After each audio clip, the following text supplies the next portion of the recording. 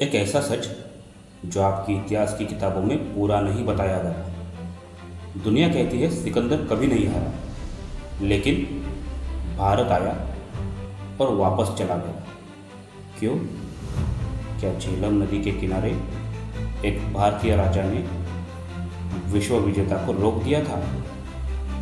इतिहास कहता है सिकंदर जीता, लेकिन कुछ सवाल आज भी जवाब मांगते हैं, और यही सवाल उसकी सबसे बड़ी जीत को शक में बदल देते हैं। साल था 326 ईसा पूर्व। झेलम नदी के किनारे एक तरफ था अलेक्जेंडर, जिसने पर्शिया और इजिप्ट तक जीत लिया था, और दूसरी तरफ खड़े थे राजा पोरस।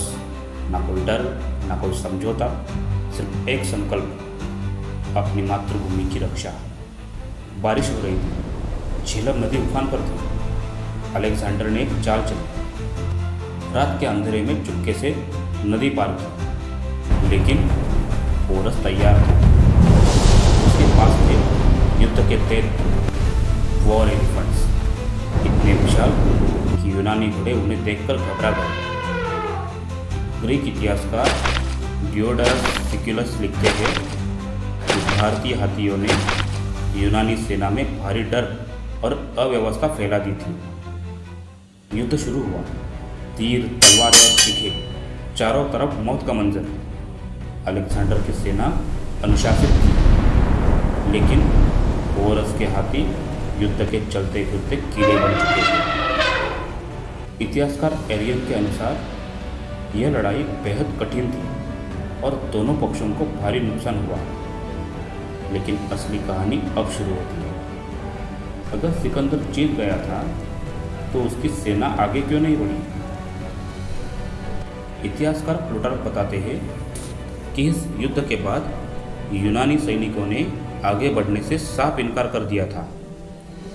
इस युद्ध में पोरस घायल थे, उनका बेटा मारा गया, लेकिन वो झुके नहीं। जब उन्हें बंदी बनाकर सिकंदर के सामने लाया गया और पूछा गया, तुम्हारे साथ कैसा व्यवहार किया जाए, तो पोरस ने जवाब दिया, जैसा एक राजा दूसरे राजा के साथ करता है। लेकिन यहाँ से सवाल और गहरा हो जाता है। अगर सिकंदर सच में जीत गया था तो सबूत कहाँ है? इतिहास गवाह है, जहाँ जहाँ सिकंदर ने जीत हासिल की, वहाँ उसने अपने नाम के शहर बसाए। मिस्र में उसने अलेक्जेंड्रिया नाम का शहर बसाया, जो आज भी उसके नाम से जाना जाता है। सिर्फ शहर ही नहीं, उसने अपनी जीत के बाद अपने सिक्के भी चलाए, ताकि दुनिया जान सके यह उसका राज था।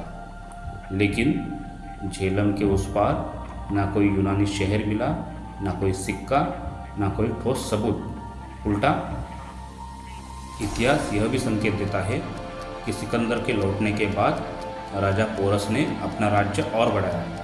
अब सोचिए, क्या कोई हारा हुआ राजा अपना साम्राज्य बढ़ा सकता है, या फिर कहानी कुछ और थी जो हमें कभी पूरी तरह से बताई ही नहीं गई? और यहीं से इतिहास का अगला अध्याय शुरू होता है। झेलम के उस युद्ध के बाद सिकंदर वापस लौट गए, लेकिन भारत की धरती पर एक नई शक्ति जन्म ले रही थी।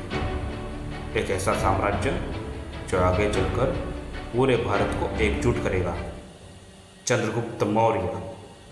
क्या पोरस की इस लड़ाई ने साम्राज्य के उदय का रास्ता तैयार किया?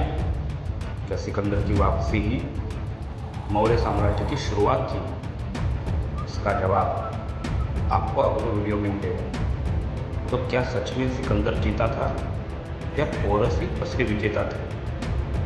कमेंट में अपनी राय जरूर बताएं। और अगर आप जानना चाहते हैं मौर्य साम्राज्य कैसे शुरू हुआ, तो अभी सब्सक्राइब करें सफर इतिहास, क्योंकि अगला अध्याय और